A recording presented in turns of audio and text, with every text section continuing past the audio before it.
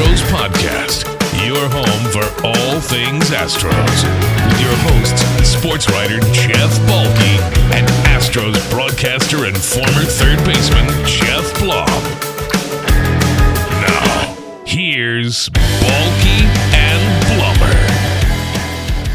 What is up, Astros fans? Welcome to episode 80 of the Believe in Astros podcast on the Believe Podcasting Network. Take a breath. I'm Jeff Balke, alongside my partner Jeff Blum, who's fresh off some vacation and family time, which looked lovely. Blummer, I wanted to tell you that you picked the exact right week to stay the hell away from sports because there's literally nothing, and I mean nothing going on this week. And that includes the All-Star festivities. It's the worst week in sports for the entire year, but it's also the beginning of the descent into the best time of sports in the year coming up on October. So only about 75 days away from that. So welcome back. How was your time off? It was good. Yeah, we took the kids and we flew into Phoenix and proceeded to drive around to northern Arizona where my mom is, visit her, Nice. and check in with her. And then we drove to see Corey's parents, my wife's parents, and then we eventually got on the road and drove west and meeting the team here in quote unquote Los Angeles, Anaheim, Laguna, Dana Point, whatever the hell you want to call it, here in for the Angels. But we're here now, and the kids are having a great start to their day, and I'm here on a podcast. Well, you know, I'm just chopped liver for over here. For the money.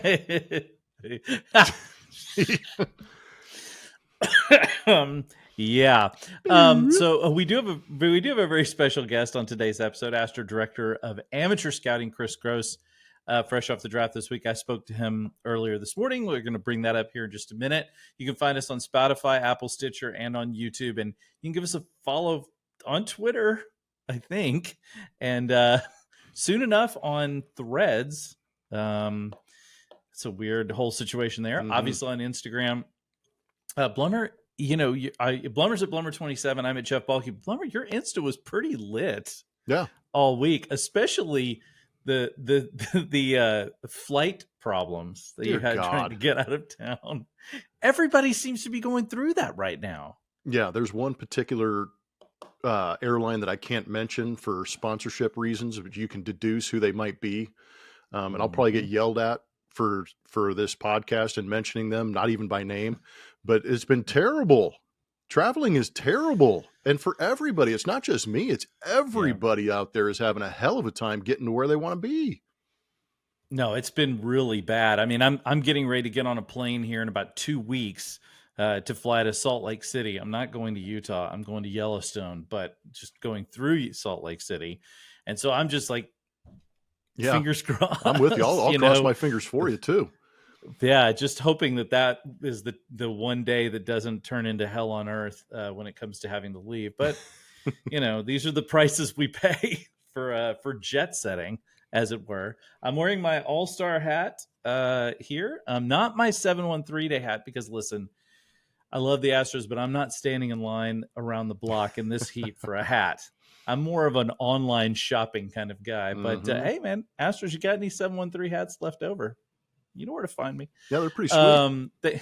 Those are pretty sweet. I like the Oiler one, the Rocket one, both pretty cool. I like them. Honestly, good stuff. Thanks to everyone who's given us a listen, 5 stars, left reviews on Apple. Love that stuff. Keep sending us your comments. We love seeing all those. Today we got a questioner. A question from a listener, an inquisitor. Thank you. That's nice. I like that. An inquisitor on Twitter at. Here's his handle is at 2112_rushYYZ. Hey. So that's my kind of handle. Well done. A really interesting question, though, and I'm going to let you hit this before we get into our interview with Kris.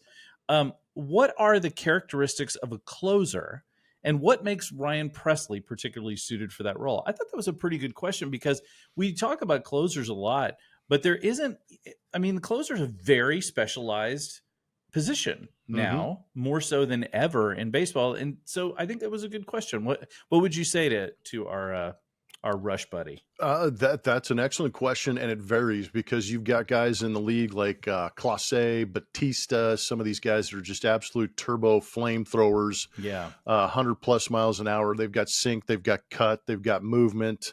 And then you've got a guy like Ryan Presley who maybe doesn't fit that prototypical want, in your closer with that electric velocity and wipe out stuff. But his spin is what allows him to go out and get swing and miss. So I would classify my closer as a guy that can go get swing and miss as far as stuff, because Presley's still pumping 95, which is enough to be able to, as a hitter, to be able to respect and then swing off of that with the power slider, the big curveball he's got.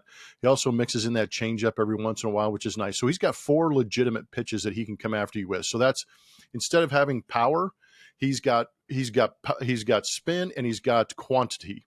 So he can go out there and mess with your head a little bit. The other thing I need my closer to have is mental fortitude and a short-term memory, because being a closer is not the most fun position in the world, because you come in high leverage, high stress, 3 outs, get out of the game. And if you don't get those 3 outs and you give up 1 run, you blow a save. If you give up 2 runs, you end up losing the game. So there's high risk, high reward, and serious issues if you're not able to do that. And they can go through slumps just like hitters and infielders and people like that. So it's a tough position, but I think that's why Presley's so effective, is because he's got the mental fortitude to be able to go after it. He's got the creativity and tenacity and the stuff. Yeah, that's all really good points. I think it's to me the point you first made about swinging and missing, because maybe to me relievers maybe need more of that ability than any other pitcher in the lineup. The ability to get out of situations, to not allow hit. Like most guys, they can afford to allow a hit here or there. They can give up walks. Closers just can't. You just can't give up those kind of things. You've got to strike guys out. They've got to keep from, getting guys on base. It's just such a critical part of the lineup, which is crazy. Yeah. I can't imagine the pressure. No, the pressure's crazy, the margin of error. And if you're very successful, obviously you're going to get paid. But at the same time, very high leverage every time you're out there. Man, that's good stuff, Lomer. Okay, so before we get into anything else, I want to share with you an interview I did this morning with Kris Gross, Astros Director of Amateur Scouting. Really interesting stuff. Check it out here. All right, Kris, thank you so much for joining me this morning. Really appreciate you being on, especially after a very, very busy week. Are you feeling good now that you've got the draft behind you? Yes, absolutely. We're excited about the crop, but yeah, it's kind of like your big final exam. You take the test and you want to relax a little bit after, but we still got work to do to get these guys in here and take their physicals and hopefully get them signed up and playing here soon. So the amateur draft in baseball is one of the most curious and sort of complex drafts. It's the least understood, I think, by most people compared certainly to the NBA or NFL. So I'm just curious, how do you manage something that complicated without like 100,000 scouts at your disposal? I mean, people don't realize how many colleges there are out there, in addition, never mind to high schools that you have to go look at. I mean, how do you scout both the SEC and like Bob's College in White Plains? I mean, how is that even possible? Yeah, it's a full team effort here. I mean, we have our scouts in the field that do a heck of a job of covering their assigned territories. And then we also have a team, analyzing stats here in the office, trying to figure out who might be interesting, certain guys that might be worth going to track down at Bob's College, like you said there. So, but yeah, we have, 14 area scouts spread across the country that, are hired to know that area specifically. And this day and age, there's so much on the internet, a lot of things pop up on there. But a lot of our scouts are really good at networking and getting to know the college coaches in their area and do a heck of a job of really having the pulse of what's going on in their territory. And I feel like we got it covered. That's good. Better you than me. I'm curious too. Like, how much do you weigh because this is a modern day baseball. How much are you weighing sort of the statistical analytics? This is always the question in baseball, both for GMs as well as for scouting people. How much do you balance the analytics with the actual putting your eyes on a guy and the old school mentality of seeing someone and understanding what they do? Yeah, as you touched on, it's definitely evolved over the years. 15, 20 years ago, it's pretty sparse. I grew up in the St. Louis Cardinals organization scouting as an area scout, and we were kind of on the forefront of really incorporating it into the draft and developing a draft model back in the 2005, 2006 era back then. So I've always been around it. It's always a fine line of how much to use the stats versus the scouts. And I think we've got a pretty good blend going over here. And obviously, with the TrackMan and the Hawk Guy and all the new data sources out there, you kind of got to weigh like what you guys value and where we're at now as far as just being 7-8 years into the TrackMan information coming in and utilizing that in our scouts. I think really understand it very well nowadays. So yeah, it's always a fine line. Like you got to have some gut feels in it, and you got to use the stats to your advantage. All the teams have it now and are using it pretty prevalently.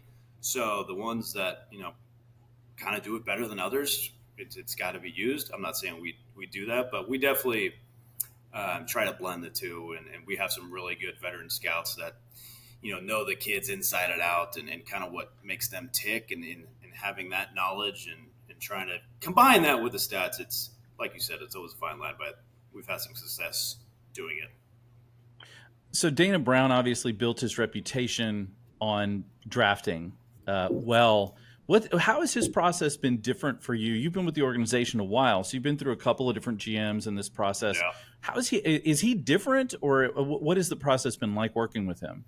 Definitely more hands-on. He brings an infectious energy to the group. I think what he does as far as blending the stats and the information at hand was much more prevalent than I was expecting. He was very knowledgeable about a lot of the metrics. So him with his old school kind of scouting mentality at the field, and utilizing the stats and the analytics that we use, it was a really good blend, and he was fun to work with, man. It was a pleasure being in the draft room with him. That's great. I'm curious about something, because this is something I don't fully understand, and I know a lot of people don't. And how do you handle the pool money that you have for dealing with signings? Because I know that some guys are slotted. I know that. But then once you get past the slotted guys, I've read a little bit about, well, if you're signing a high school guy who's already committed to a college, you might need to give them a little bit more as an incentive. And then you've got college guys, might be a senior, maybe he doesn't need as much incentive. Like, how does all that play out, and how complicated is that process?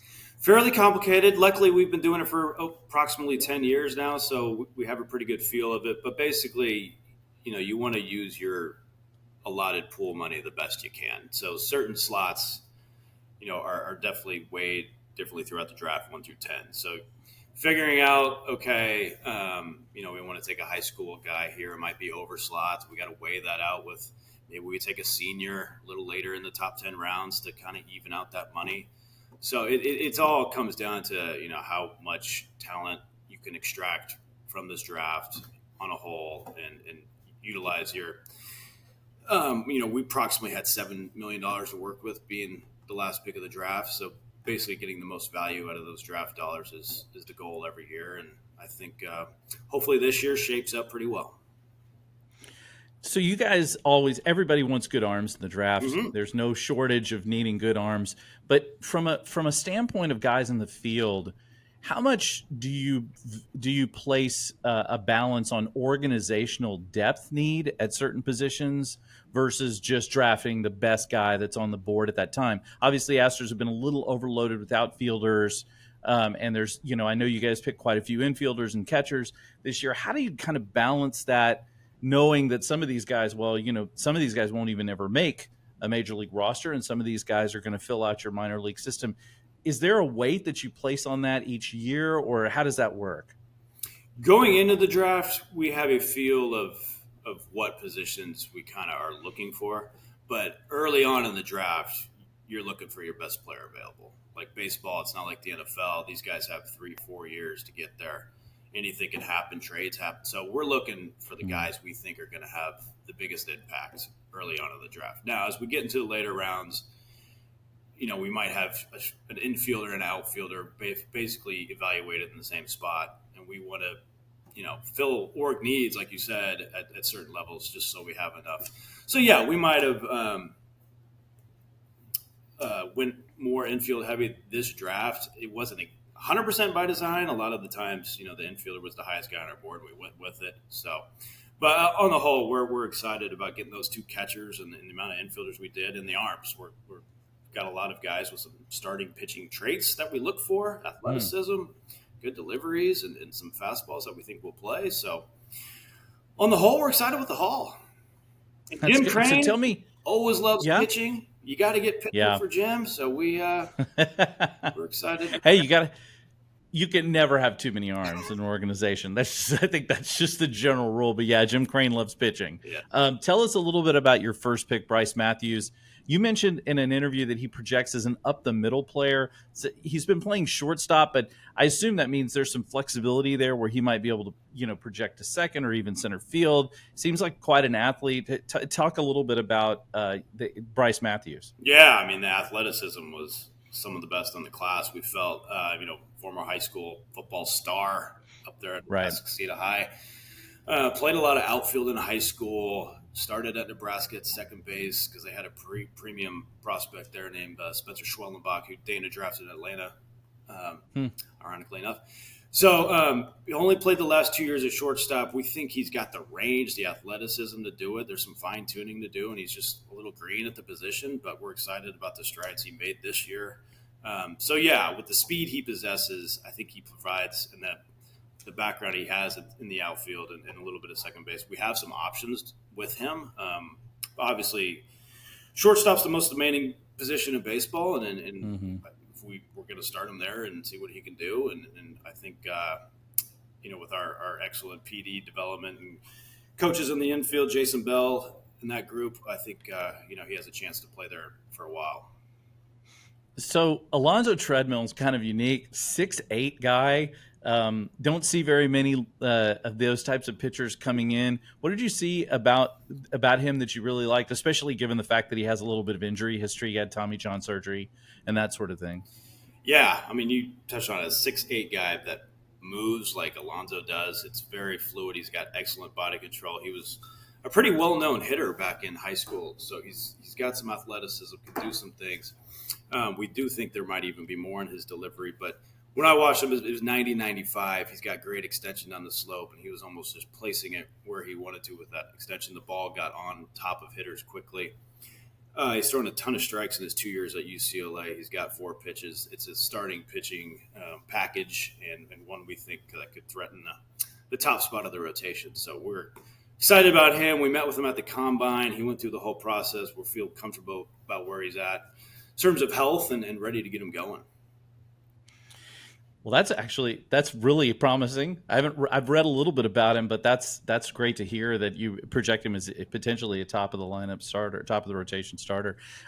Is there anyone in the draft that you guys selected here, maybe in the later rounds, that fans you might be interested in, like not necessarily sleeper, but just somebody fans might be interested in watching if they do pay attention to the minors? I tell you what, well, first of all, I'm excited about a lot of them. The one guy I'll point out is the 9th rounder from Toledo. He led the country in hits and stolen bases. He flies. He's got a little bit of power. It's Jaron Williams. He's a senior guy. He's a little older, 22.8. But he, if he ends up, passing the physical and everything goes well, we're excited about the tool set he possesses. He's a former basketball player, mainly in high school, so baseball's hasn't been a big focus for him. But the last few years, he's performed at Toledo, and I think he's got some interesting characteristics that might trend well into pro ball. I like that you went 22.8. It's like when it comes to age, that's how deep into the stat you are. It's like, how old are you? I'm 22.8. That's like I'm going to start using. It's all about the details. I'm going to start using that in my own life. Like, how old are you? Well, I'm 54.2. It's like my 6-year-old. No, I'm 6 3/4. Exactly. So in the movie Elf, after they finished Christmas, Santa Claus said, and now it's time to start preparations for next Christmas. So my question to you is that sort of your life right now, that you're like, okay, the draft is over. and now I got to start on next year. I mean, obviously you're going to be dealing with contracts. That's a big deal. But do you get any downtime at all? Do you get a break? Like when we were talking before and you said it's like the Super Bowl for you. Do you even get a moment to relax? I mean, obviously you're sitting in your office, so the answer is probably no. The different draft cycle has thrown a wrench into the break part of it. So we used to draft early June, and we had 2.5 months to scout out next year's class. But now with the draft being mid to late July, you basically have to do it in a 4-week compacted stretch here. So the answer to that is really no, not until after August.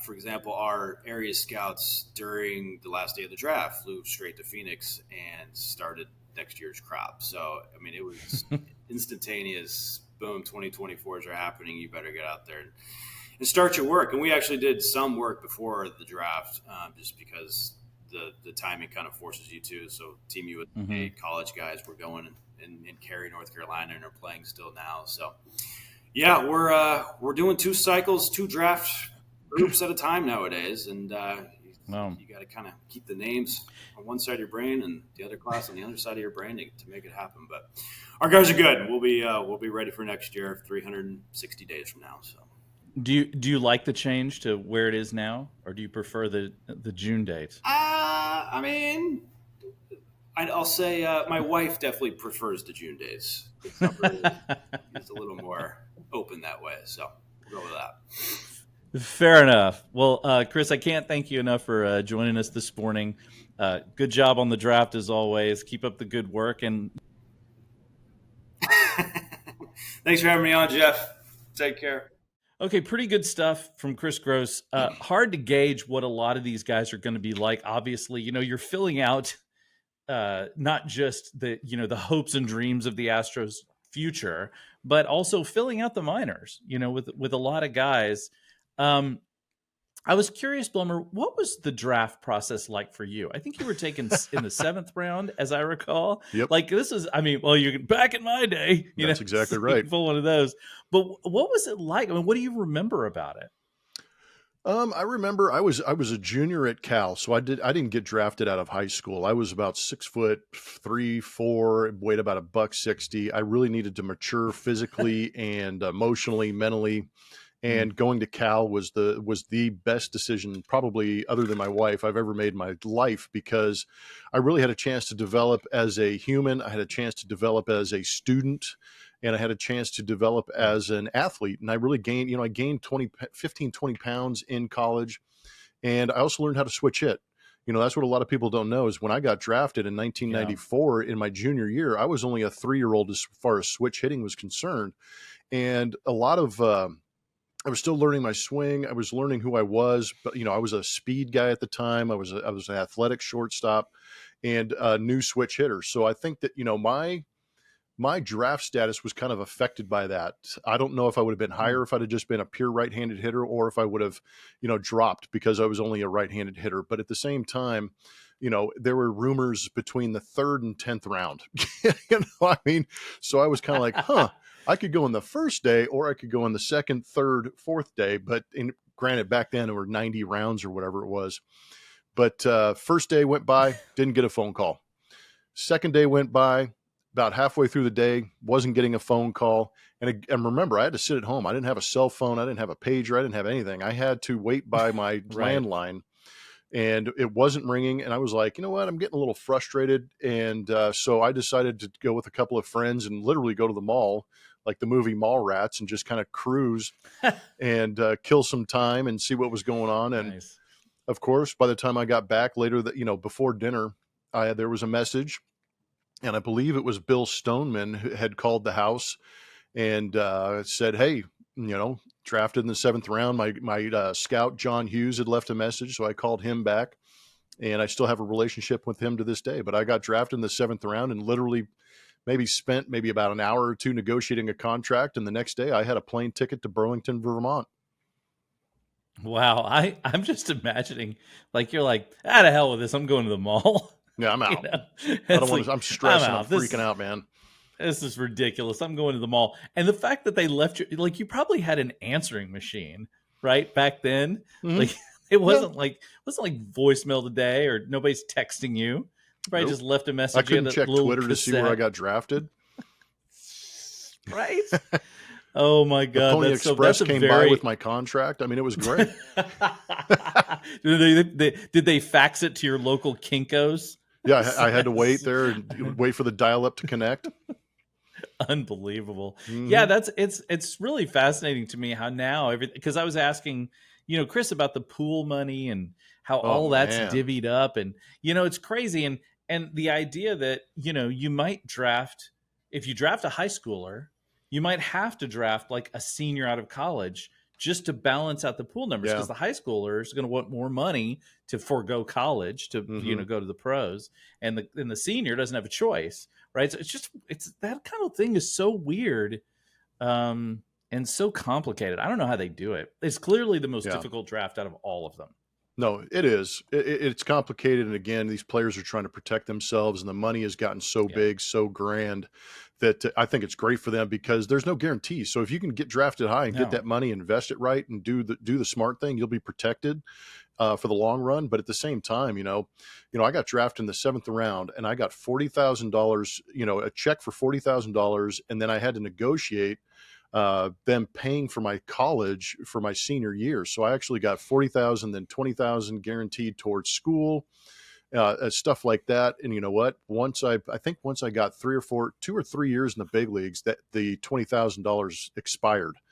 It was only to protect me if I had gone to the minor leagues and had to go back to school. So once I got to the big leagues, that money disappeared. What's interesting to me about that, Blummer, is this, like, back in that day, like $40,000 was a nice chunk of change. It's like $1 million bucks. It's like $1 million bucks today. Yeah, that's pretty good, man. The Astros obviously had to fill up some of their gaps in their minor league system. Mhm. They took a bunch of infielders. This is a team that this is what was interesting to me, though. This is a team that has been ranked as one of the worst farm teams in baseball, and yet we talk about this all the time. How it seems like the Astros just constantly pull rabbits out of their hat, but there was a friend of the show, and my friend Katya sent a really fascinating thing from Astros Future, which is a great follow on Twitter, by the way. It is. I'm on there. I'm following them. They posted a graph showing every major league team's drafted WAR between 2010 and 2023, and the Astros were first by like a mile. I mean, it wasn't even really close, and the Yankees were last, which but you know what's interesting about that? Just real quick to cut you off. Did you see who was number 2? Was it Cleveland? I can't remember. St. I Louis. don't have the graph in front of me. St. Louis. Well, guess what? Guess where all the guys came from to the Astros? Jeff Luhnow came from St. Louis. Kris Gross. That's where he came up. So yeah, I mean, they obviously that whole statistical analysis system they have mixed in with their old school scouts is obviously clearly succeeding. Now, it obviously helped that they drafted Altuve and Springer and Bregman and Tucker and Correa. I mean, say how many rookies of the year were in there, man. Doesn't hurt your WAR when you're drafting. But it was really interesting to me that looking at that, because I think there's a lot of like, oh well, who are we going to bring up from the minors, and then you just keep rolling them out. This year is a miracle when you think about it, with all the injuries and the pitching and everything else. And you've got Hunter Brown, who is a rookie, although we don't feel like it because we saw him last year. Mm-hmm. JP France, who's a rookie who nobody saw coming. Corey Julks, Yainer Diaz. These are like huge contributors. And they just like, doink, doink, doink, doink. We'll just take this guy and this guy and this guy. And, and we'll just keep on rolling. 2 games back of the Rangers. It's unbelievable. Yeah, and it's not to mention the guys that are around the league where the Astros were able to use as trade chips to get who they wanted to go out there and have these sustained winning championship type seasons. But in the long run, I think Dana Brown actually had a really, really unique opportunity in front of him that James Click did not have, is the fact that he actually had the first 2 rounds to be able to work with. And I think that's where Dana Brown, Kris Gross, and some of these guys really understood and did their homework to make sure that they took advantage of those first 2 rounds that this organization has not had the last couple of years. And I also think it's interesting, too, that they recognized that they needed some infield help as far as depth moving forward, because in in the next 4 or 5 years, you're going to see the Bregmans, go, hopefully extend them and keep them around for a while, but they are going to Right. get older. And by the time those guys are a little bit older or contracts run out, you're able to move new prospects into those situations to go alongside the Jeremy Peñas. But I also think it's interesting, just the overall drafting, how many times you hear a scout or a director or GM say, athlete, get athletes. Yeah. And if they can hit, we'll find a place for them. Yeah, and that was what he talked about with their first pick. Yeah. About what a great athlete, plus level athlete. There was the thing that I think, he said that I thought was really interesting too, is that he alluded to the fact that in the first 10 rounds of this thing, you're going after the best talent available, because you don't know what the future holds. Mm-hmm. You don't know if these guys are going to, if they're going to end up being part of a trade, or if somebody else is going to end up being part of a trade and you're going to need them to back them up, or there's an injury or free agency or whatever. But he said, whereas the other rounds behind that, the other 472,000 rounds that come after, that is more about filling out, operational depth, having guys in there. Now, you still want to pick good guys, but I thought that was a really kind of an interesting to say, yeah, these guys may not be with us. They may be really good athletes that end up playing for somebody else. Yeah, but at the same time, you've got, I think, Jake Myers is like a 7th round pick. You've got Chaz McCormick, 13th. Belak was 22nd round. I mean, you expect those guys, you're like, hey, these guys are going to be roster fillers. We'll give them an opportunity. But how about the fact that some of these guys may be late bloomers, or they may be able to figure it out and be competitive and create their own niche and make themselves prospects? I think that's probably what's coolest about it. You're like, hey, we're going to take a flyer on this guy. We could use him in Double-A to fill this spot. And all of a sudden you're going, damn, this guy all of a sudden put on like 10, 15 pounds. He's dropping bombs. We could use this. Well, and clearly that's, graph that shows, drafted WAR is just as much about player development as it is about drafting the right guy. That. Yep.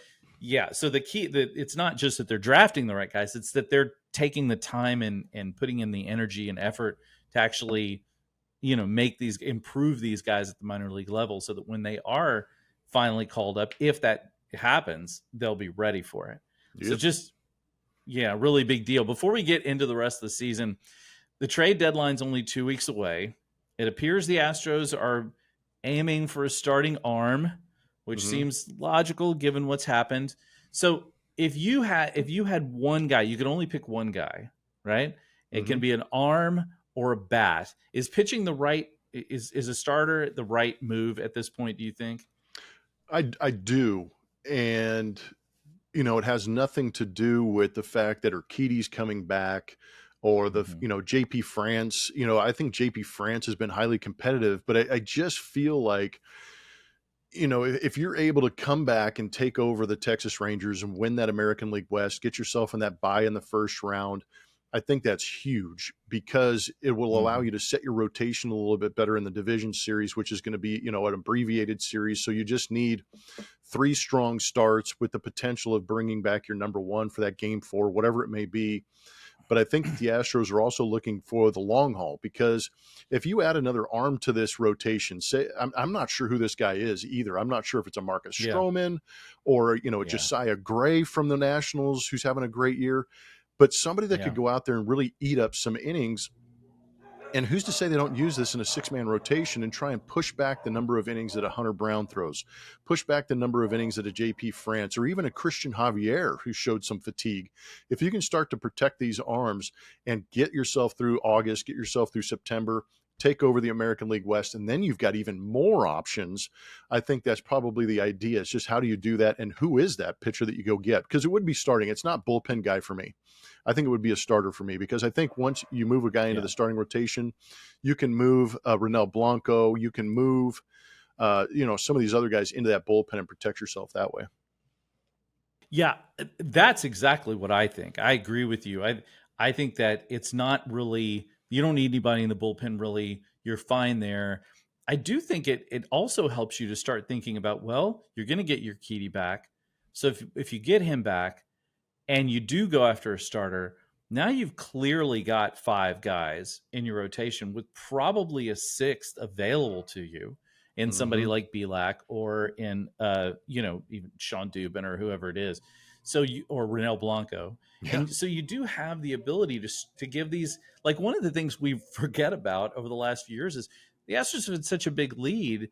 They can afford to give a guy a week off. They could afford to skip a guy in the rotation, or if somebody a little tweak, a hangnail or whatever it is, they could just say, okay, just take a rest for a minute. We've got guys to back them up.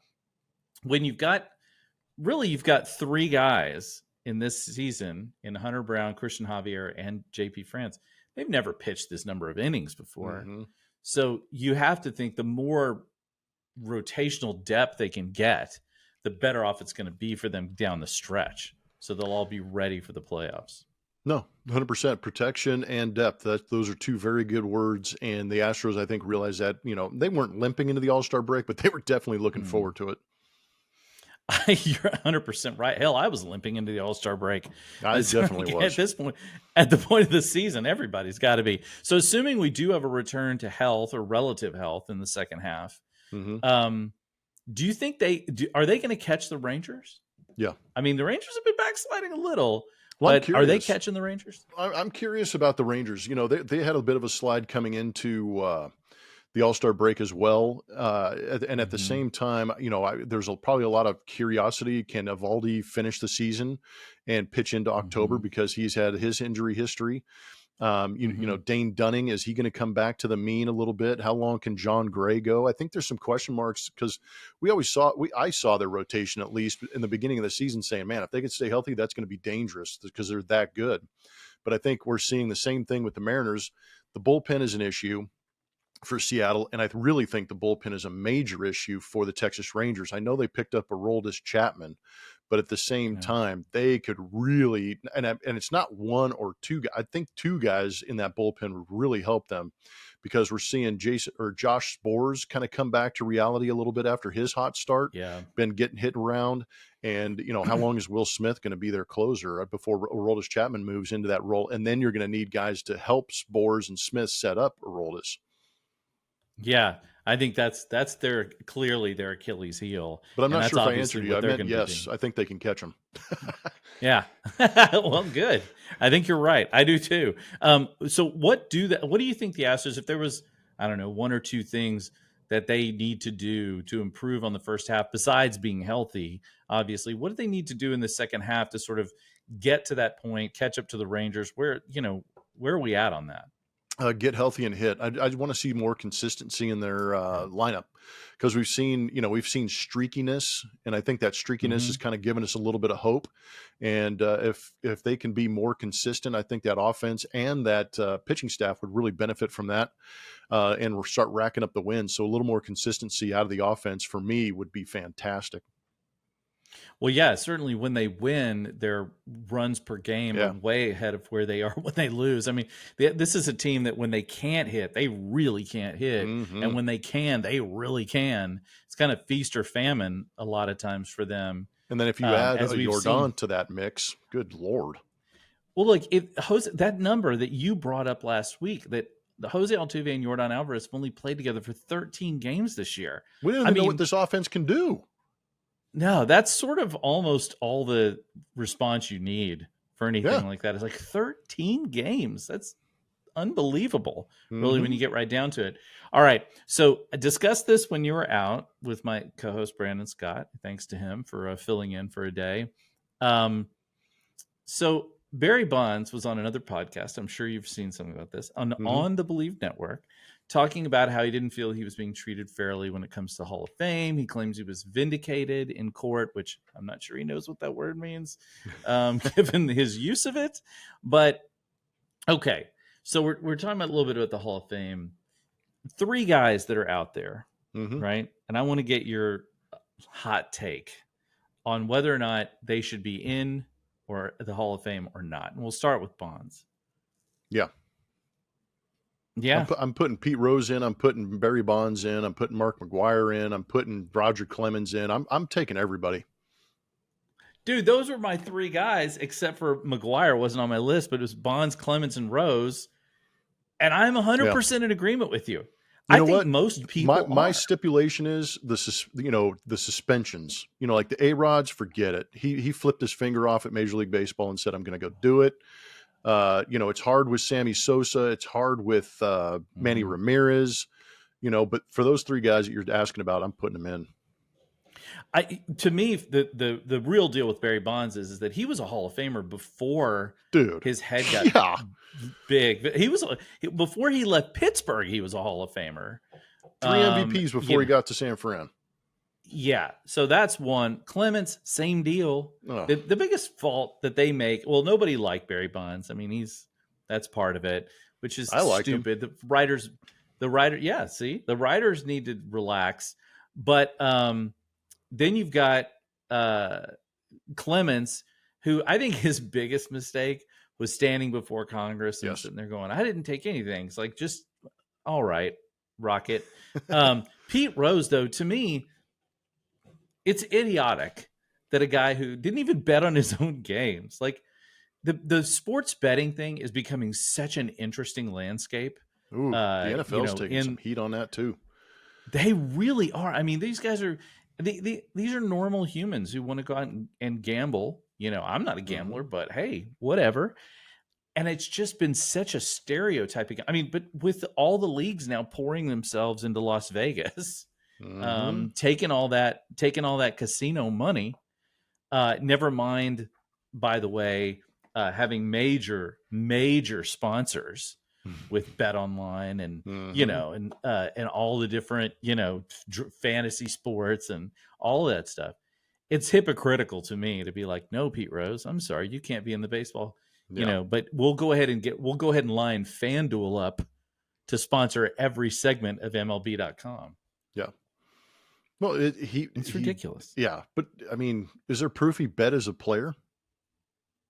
I don't know. I haven't read deep because enough everything into that my understanding is he did it all as a manager, which I'm like, whatever. As a manager, he can control the outcome, I don't think but he's not going into the Hall of Fame as a manager. Right. And he didn't bet I don't think he bet as a player. And I don't care. Put asterisks next to him. Put a little snippet at the bottom. Play during the steroid there's suspicion. Whatever. Dude, what they did on the field was remarkable. Yes. And by the way, let's be honest. If we go way back prior to any of these guys, what the hell were they doing? Those guys were tranquilizers. Let's go. They were probably, I'm just saying, they were probably doing a bump in the clubhouse before the game. Hey, just saying. Pick me up on a tough schedule after a train ride. I'm saying. That's not caffeine in that drink. I'm just telling you. Oh my God. Last couple of tidbits. First one, I just had to tell you. I don't know if you saw it, but Rory McIlroy got interviewed yesterday, and he had a quote that he said, "If Live Golf was the last place on earth to play golf, I would retire." Wow. Damn. Like, you have got to give it to Rory for having... He's sticking to his guns. He is not messing around. He is like, I have no interest. I mean, and even now that Liv is, involved, I don't know if you saw any of the hearings or any of the stuff where they're, I missed but it. it's this whole thing. Well, good. You should have missed it, Plum. You're hanging out with your family. That's way better. But I just saw that and I thought, dang, Rory, that's scorched earth right there, buddy. Mm-hmm. But props. Also, a couple things I thought you would find funny. A Notre Dame football player had a rib removed because of some kind of disorder. This is where this is going. You're not gonna. And he had his mom make a necklace out of it. That is disgusting. Is she wearing the necklace as a rib necklace, or is he? Why would you? He says he's not. He said he's not going to wear it all the time. He's going to hang it up. But apparently she's a former nurse, and she kept it in their freezer for a while. What? It's in the Athletic. I can't make this stuff up. And then she actually drilled the holes in it and all this stuff and bought a bunch of it's a puka shell necklace with a rib bone at the end. Oh man. I'm like, who is this guy? Look at me and my rib, bro. What is it's like, is his name Adam? Oh my God. If only. If only. Honest to God. And then I just thought you would like that. And then the last thing, I saw this one as well. A bunch of there's a guy who owns a hardcore music labels. It's like punk music and stuff in the 90s. And they were running out of money. And he found out that Hot Topic sold all these like cheesy stickers, right? Mhm. So he found out that if he sold them stickers that it cost him 10 cents a piece, they'd give him $1, right? For everyone. So he started making these stickers so he could make money to keep his label alive. One of the stickers, he's in a Boston area, and one of the stickers he made was one that said Yankees suck. And apparently it sold like crazy, and it literally helped him keep his label alive. And the story about it was really interesting because they say that in Boston, they chanted at everything. They chanted at games when the Yankees aren't playing, right? Yep. It's like, they have all these things. And I was like, man, now that is a clever way to make some money in sports. It's that easy. I mean, just find that one little thing. I know which one we could sell in Yankee Stadium and make a fortune off of. What's that one? Astros. Suck. Oh, they would buy that in a I'll tell you heartbeat. what. That'd be great to monetize them and just take their money. Remember, we want Houston. Yeah. Careful what you wish for. Mean, that's exactly right. I mean, but I just find that kind of stuff I love. I love all the T-shirts that people make with your dog. I love, Fromber walking in the clubhouse wearing his own with face. his own. I mean, it's just so fake. It's just stuff like that is priceless. That to me, and by the way, I would argue that baseball it's far more prevalent in baseball than it is in any other sport. 100%. Right? Yeah. Yeah. I mean, football, they're a little more serious. Basketball, all the dudes are like into fashion now. So they show up to games and they're like decked out in like whatever craziness. Baseball players, there's like, because it's 162 games. Maybe it's because of just their quirkiness in general, but they seem to be the ones that come up with that kind of stuff. Which kudos to them. That's pretty great. Yeah, 162 games will mess with your brain and make you do some crazy stuff. I bet. I mean, Blummer, it's got to be messing with your brain, and you're not even playing anymore. Yeah, no, a lot of things mess with my brain. Yeah, got some issues. Yeah, well, don't we all? That's why God invented therapists. Yep.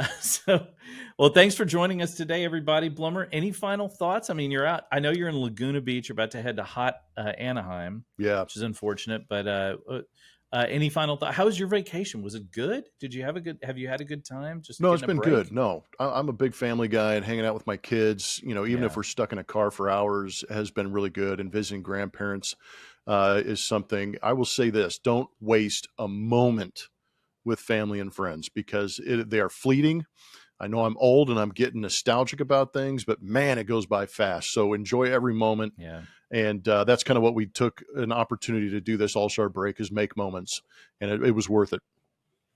That's really good, man. And that is great advice. I agree 100%. Like there isn't a day, my dad died when he was only in his late 60s. And there isn't a day that goes by that I don't think of a joke or something that I wish he was around that I could tell him, because so it is important. You gotta hang on to that stuff. Even the ones that frustrate you. I think about my dad calling me for tech support all the time. and I'd get annoyed. I'd be like, ugh, here we go. And now I'm like, please, I wish you could call me for tech support. it'd be so nice. So yeah, I'm with you. Well, we'll be back next week with a fresh pod brought to you by BetOnline. Very special thanks to Astros Director of Amateur Scouting, Kris Gross. Really fascinating stuff from him. A huge thanks to all our listeners and viewers all across the world.